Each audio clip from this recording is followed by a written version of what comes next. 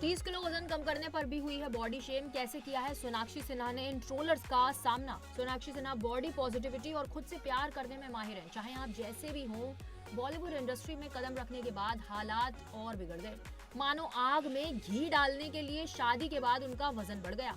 इसे आमतौर पर एक अच्छा संकेत माना जाता है, लेकिन उनके प्रशंसकों के लिए नहीं। वे कहती हैं, जब मैं यहाँ आई तो मुझे लगा भाड़ में जाए। मैंने फिट होने और एक खास तरह का जीवन जीने के लिए बहुत मेहनत की है। एक और अगर लोग इसे नहीं देखते हैं और इसे पहचान नहीं पाते हैं और बस बेतुकी बातें मुझसे नफरत करना चाहते हैं, तो यह उनकी समस्या है, मेरी नहीं। मुझे 30 किलो वजन कम करने और दबंग में इस तरह दिखने के बाद भी बॉडी शेमिंग का सामना करना पड़ता है। लोग उस समय भी मुझे बॉडी शेमिंग कर रहे थे। उन्होंने उन सभी टिप्पणियों को नजरअंदाज करने की पूरी कोशिश की। वे अपनी जिंदगी में खुश थी और वे दूसरों को यह नहीं बता सकती थी कि उन्हें अपनी जिंदगी कैसे जीनी चाहिए।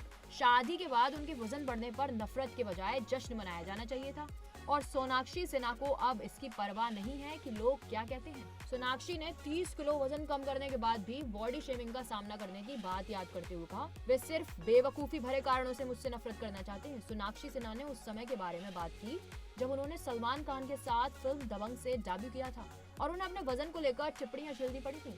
सोनाक्षी सिन्हा अपनी आगामी फिल्म जटाधार की रिलीज की तैयारी में जुटी हुई हैं और एक इंटरव्यू में उन्होंने अपनी अभिनेत्री के रूप में अपने फिल्मी सफर और अपने वजन को लेकर सोशल मीडिया पर आने वाली टिप्पणियों से निपटने के बारे में बात की।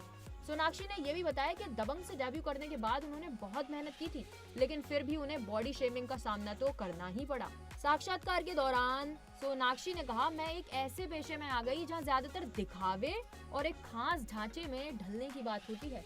जब मैं यहाँ आई तो मुझे लगा कि अब भाड़ में जाए। मैंने फिट होने और एक खास तरह के व्यक्तित्व पाने के लिए बहुत मेहनत की है। उन्होंने ये भी कहा, 30 किलो वजन कम करने और दबंग में उस तरह दिखने के बाद भी मुझे बॉडी शेमिंग का सामना करना पड़ता था। लोग उस समय भी बॉडी शेमिंग कर रहे थे और उन लोगों के बारे में बात कर रही हूँ। ऐसे ही और अपडेट्स के लिए TNP एक्सप्लोर से जुड़े रहिए।